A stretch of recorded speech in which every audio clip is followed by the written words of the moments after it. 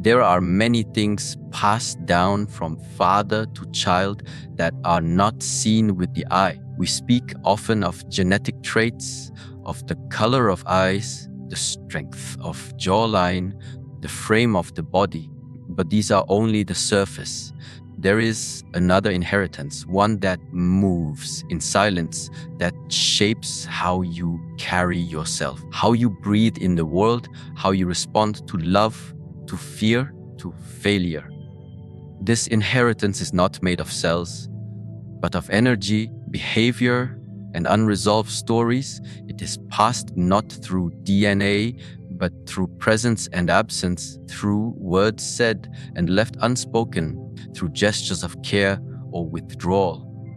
This is the inheritance beyond blood. Every child grows under the influence of a father figure. Some grow under the warmth of protection, some under the weight of expectation, and some under the shadow of absence.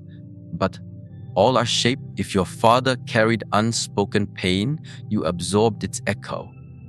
If he believed that emotion was weakness, you learned to hide your own. If he was distant, you may have become needy or independent to a fault.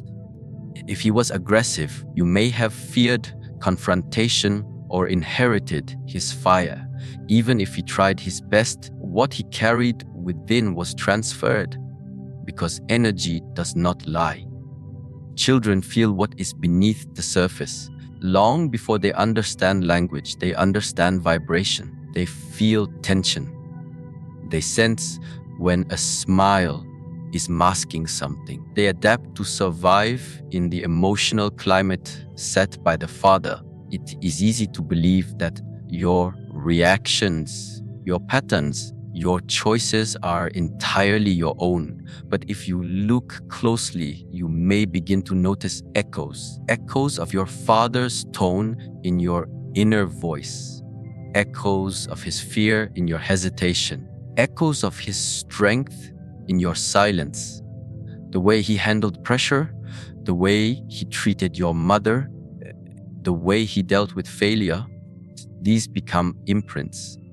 And often, these imprints lie beneath your conscious awareness, shaping your responses in moments of stress, in love, in loneliness. You may find yourself reacting to life with intensity or numbness without understanding the root. The root often lies not in your experiences, but in his. Your father may have never told you what he went through. He may have never spoken of his pain, his broken dreams, his disappointments. He may have never told you about the burdens placed upon him when he was a boy. Perhaps he was taught to be strong, to never cry, to never ask for help. Perhaps he was punished for being vulnerable. Perhaps he was told that a man's value is in what he produces, not in who he is. These messages shape a man just as they shape the father he becomes. And without examination, they become part of the inheritance passed to the next generation. Healing begins when you start to look at this inheritance not with judgment, but with curiosity. When you stop seeing your father only as father and begin to see him as a man shaped by his own past, his own fears, his own wounds. A man who was once a boy, who may have been neglected, misunderstood, or expected to carry more than he could. A man who may have had no tools to process what he felt and so built walls instead. A man who may have wanted to love more fully but did not know how. To understand your father is not to excuse what hurt you. It is to see clearly what you were handed, not just the good but also the unfinished. And in seeing it, you gain power over it. You were not simply born of your father's biology, you were born of his state of being. His presence or absence, his love or his limitation shaped the early blueprint of your nervous system, your beliefs, your self worth. That is the unspoken inheritance. And what is unspoken tends to repeat generation after generation. But once you become aware of what was passed to you, not just the stories he told, but the energy he lived in, you can begin to choose. Choose what continues and what ends. Choose which part of the inheritance you carry forward and which part you lay down. Not out of anger, not out of rebellion, but out of awareness, because true healing is not simply about repairing.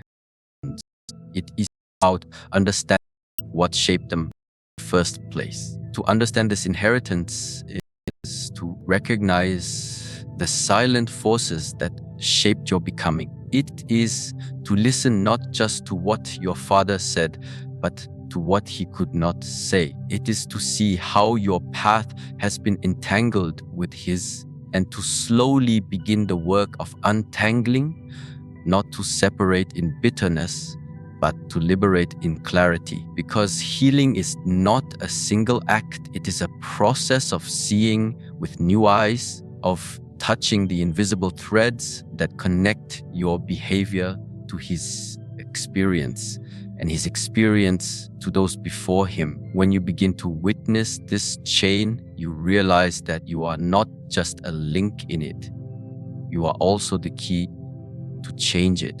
Every father wears a mask.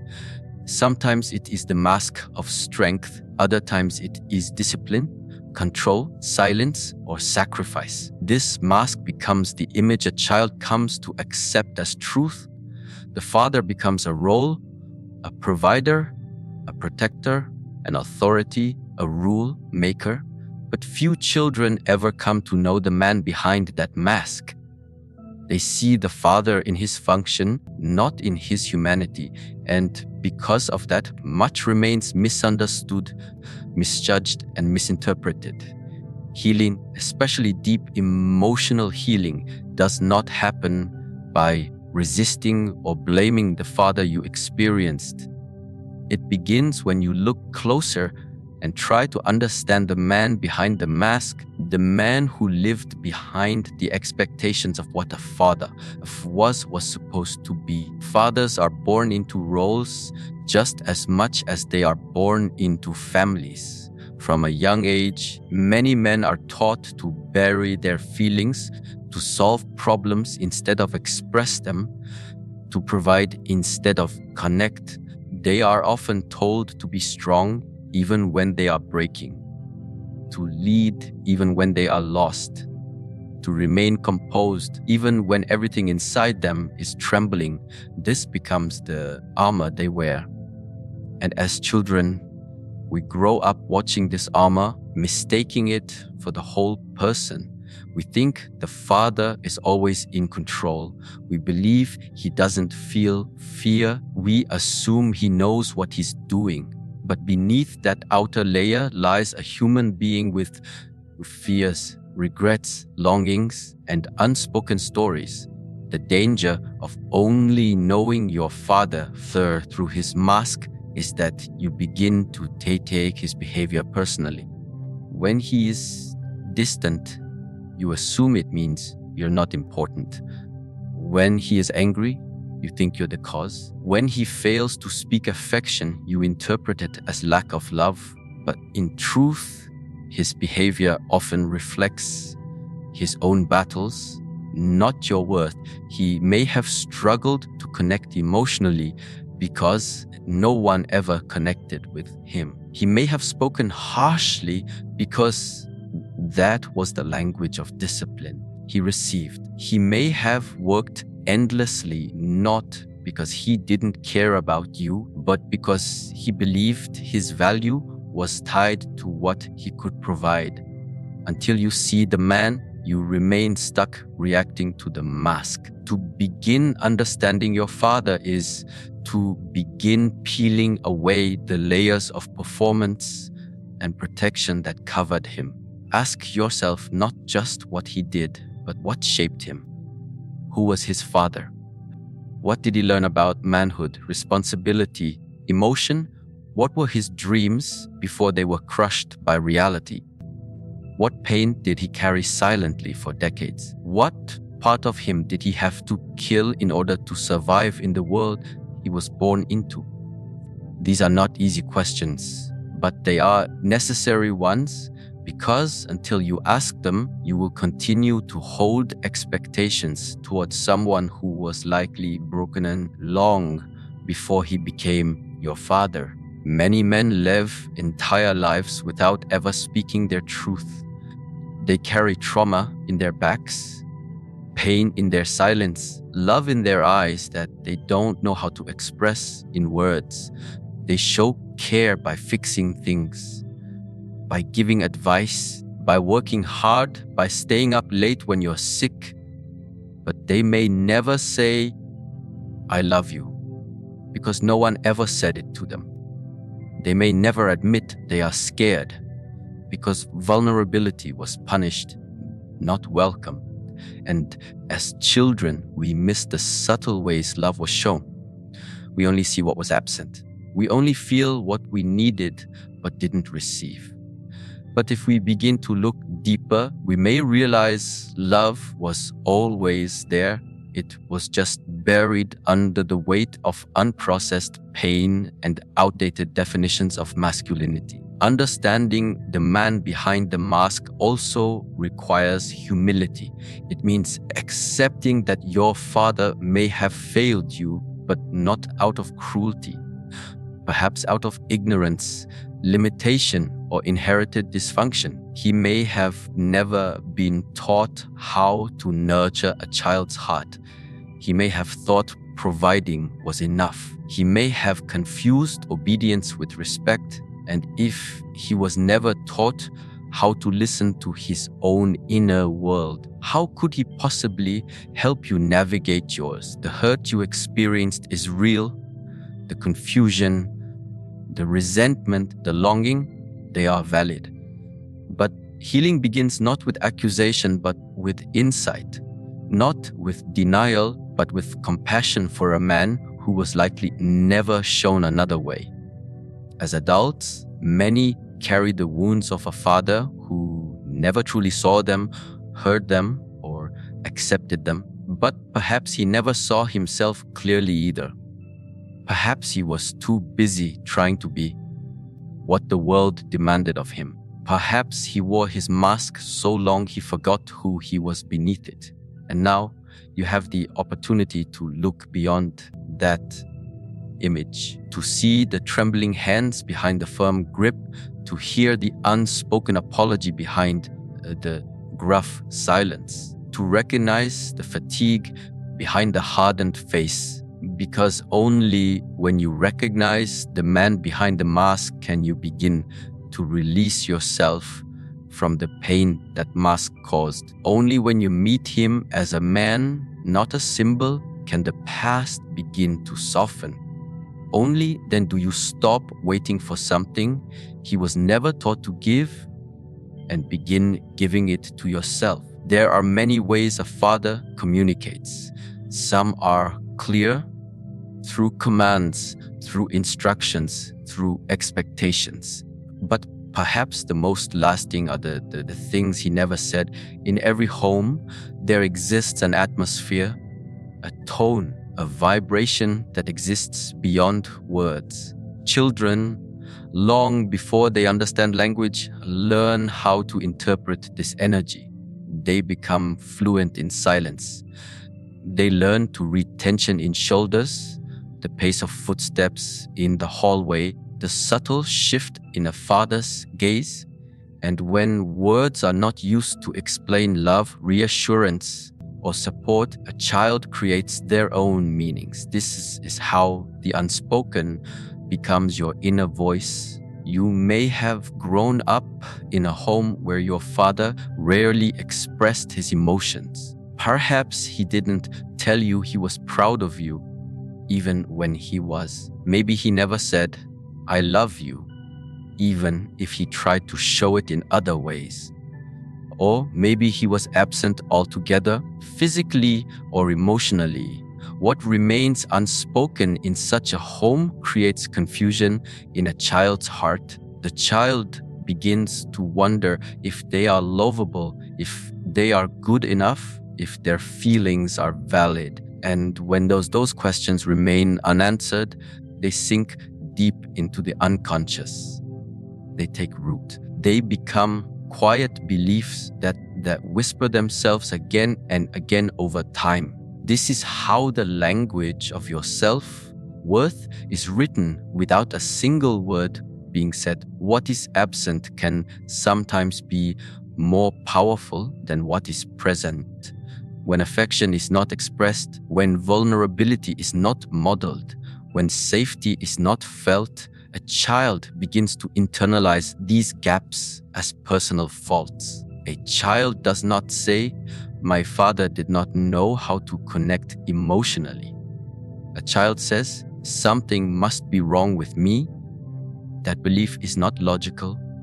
It is emotional. It becomes a quiet soundtrack beneath your adult life, influencing your relationships, your self-image, and your ability to trust.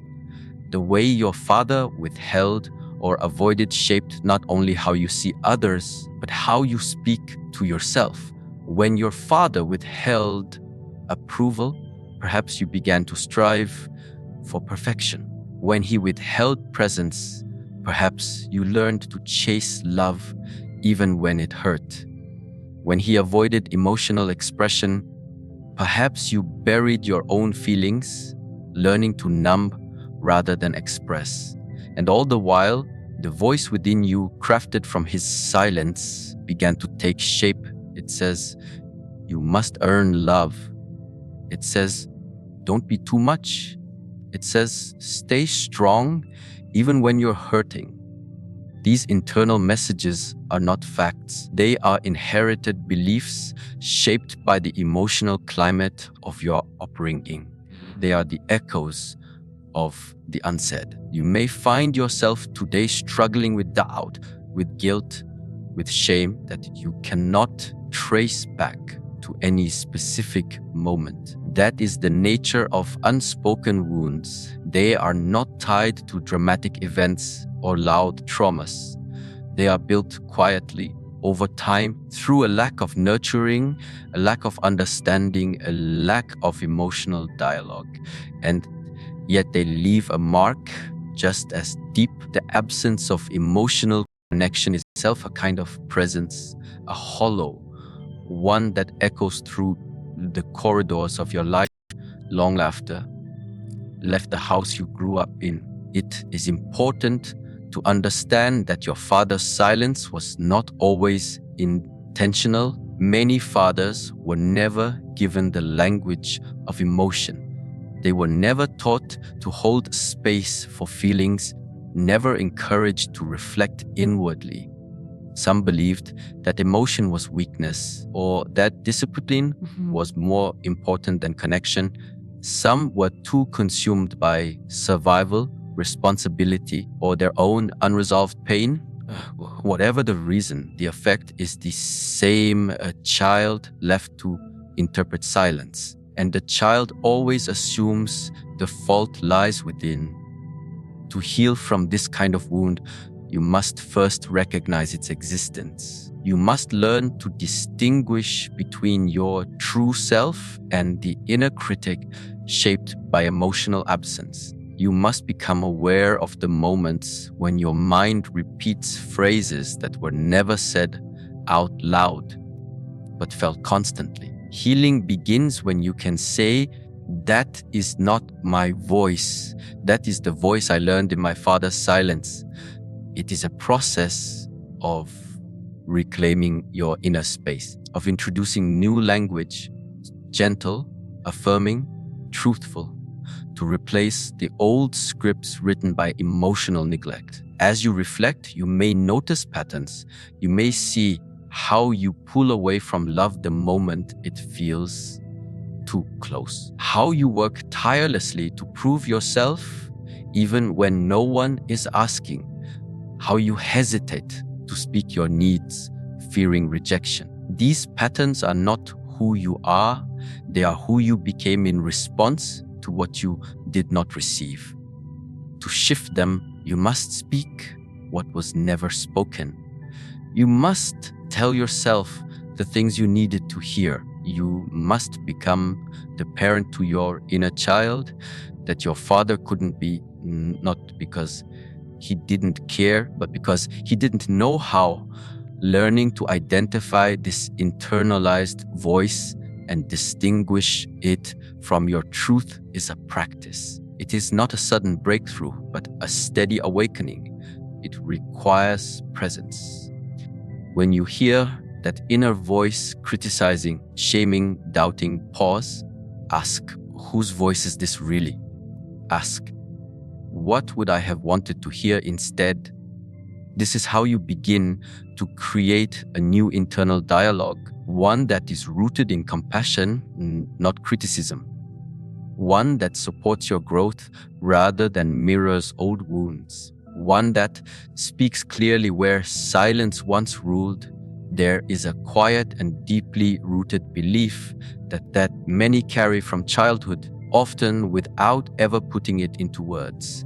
It is the belief that a father's distance, his silence, his anger, or his absence was somehow their fault. That if they had been more lovable, more obedient, more perfect, maybe he would have stayed.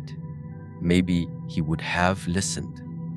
Maybe he would have smiled more. This belief is not born from logic. It is born from longing. It is born from the heart of a child trying to make sense of pain. And when love feels withheld or conditional, the child assumes responsibility for the fracture. But the truth, the healing truth, is this: you were not the cause of his distance. To understand this, we must first look at the nature of fatherhood through a different lens. A father does not arrive into his so fully formed. He arrives with all the weight of his past, with the programming of his own upbringing, with the tools or the lack of them that he received from his own parents. Many fathers were never taught emotional literacy. They were never shown how to express love without control or how to hold space without judgment. They were told to provide, to protect, to work, to discipline, but rarely to feel. So when emotional connection was required, they may have felt unequipped, uncomfortable, or even afraid. And rather than confront this inner gap, many withdrew into silence or detachment. This withdrawal can feel like rejection to a child. When your father does not look at you with presence, when his affection feels absent, when his words are sharp or scarce, the child begins to form a story around that experience. And often that story is this: there must be something wrong with me. The young mind does not yet have the capacity to view the father as someone carrying his own wounds. It cannot comprehend that an adult's behavior is not always a reflection of the child's worth. And so it internalizes the pain. It takes on the burden. It believes that the emotional gap is personal when in truth it is generational. This internalized belief becomes a seed that grows quietly through the years. It becomes the reason you hesitate to trust love, the reason you question your value in relationships, the reason you feel you must prove yourself to be accepted. It becomes the invisible force behind your need to overachieve or your tendency to retreat when things become emotionally vulnerable. Because if your own father could not stay emotionally close, could not affirm you, could not nurture your heart, how could you fully trust that anyone else would? Many people spend decades chasing after approval that was never theirs to earn. They recreate dynamics that mimic the emotional unavailability they experienced with their father, not because they want to suffer, but because the nervous system seeks familiarity. Distance becomes normal. Uncertainty becomes expected. And love, instead of feeling safe, feels conditional. But all of this begins to shift the moment you realize that his distance was not about you. It was not a reflection of your value, but a reflection of his limitation, a limitation that may have been shaped long before you were even born. Consider the world your father grew up in. What were the expectations placed on him as a boy? Was he told to suppress his feelings, to endure without complaint, to never ask for help? Was he punished for showing vulnerability or ignored when he needed comfort? Was he taught that strength means emotional stoicism, that love is shown through discipline or sacrifice alone? These messages become deeply embedded, and unless he consciously questioned them, they became the framework through which he fathered you. His distance then was not a calculated choice. It was an inherited survival strategy, one that may have protected him once but hurt you in the process. It is also possible that your father experienced unhealed trauma, loss, abandonment, pressure, or emotional neglect. Trauma constricts the heart. It creates walls. It narrows one's capacity to connect. If your father never faced this pain, it did not disappear. It simply became part of his behavior, and that behavior became what you experienced as a child. When he could not be present, it was not because you were unworthy, it was because he was carrying wounds that were never acknowledged or healed. And while that may not excuse the pain you felt, it explains its origin. And understanding the origin is the beginning of release. There is immense power in separating your identity from your father's behavior. To look at him and say, this is what he could not give, without allowing that lack to define your worth. To see his absence or coldness not as evidence of your inadequacy, but as evidence of his unspoken suffering. When you begin to see clearly, you reclaim your narrative. You stop waiting for an apology that may never come. You stop seeking validation in places that echo his distance. You begin to give yourself what you were once denied, not out of bitterness, but out of understanding. This understanding is not a one-time realization. It is a process. It is the quiet work of revisiting old memories with new eyes. It is the practice of interrupting that old voice in your mind that still wonders if you were the reason for the disconnection. It is the gradual acceptance that you were always enough, even when he could not see it, name it, or hold it. When we speak of cycles, we speak of repetition, patterns of behavior, ways of reacting, expressions of love or absence of it, all repeating across generations like waves returning to the shore. What a father does not heal, he passes on. What he suppresses becomes the silence in the home. What he fears becomes the limits of his children. These cycles are not always loud. Sometimes they are subtle, invisible, even disguised as tradition or strength, and yet they shape the emotional world of the next generation. To break the cycle is not to rebel against the father, but to see clearly what was unconscious in him and make it conscious in yourself. Breaking the cycle does not require blame. This is a misunderstanding often carried by those beginning their healing journey. To acknowledge pain is not to condemn. To name dysfunction is not to dishonor. Blame keeps the story stuck in judgment.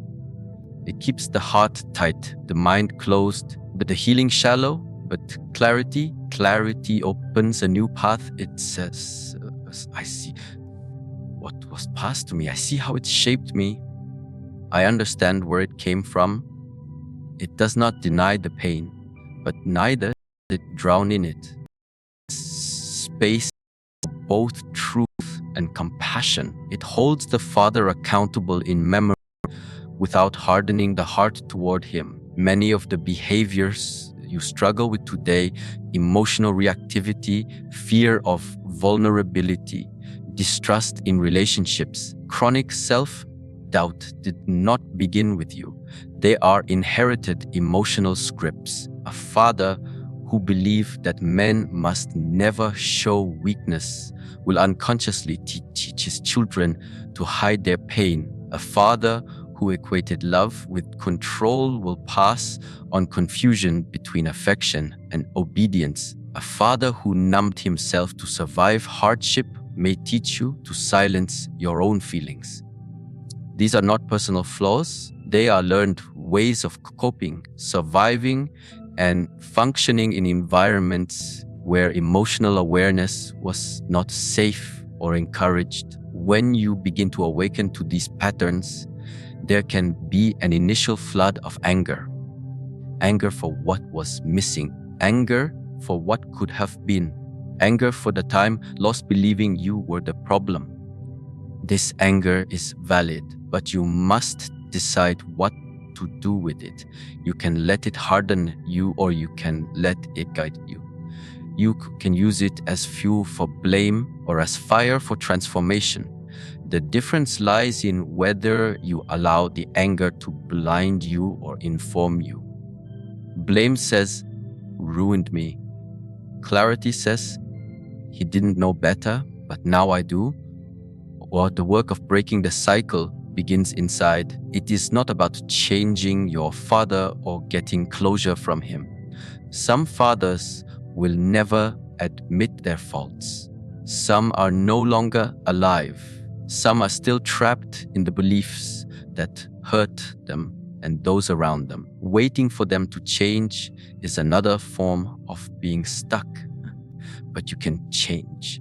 You can examine your emotional responses. You can notice when you speak to yourself in his voice.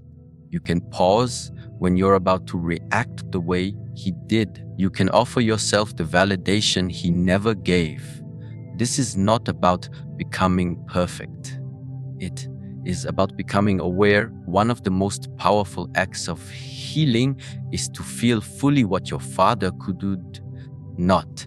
If he was unable to cry, you allow your tears to fall. If he was unable to say, I love you, you whisper it to the hurting parts of yourself. If he was unable to apologize, you practice forgiveness, not for him, but for the places inside you that stayed guarded for years. In doing this, you are not continuing his story. You are writing a new one. And this new story is not based on suppression, but on presence. Not on defense, but on truth. Not on inheritance, but on choice. There may be moments when you see him in yourself, the way your voice sharpens under stress, the way you shut down when emotions rise, the way you feel distant from those who love you. These are not signs of failure. They are invitations to pause.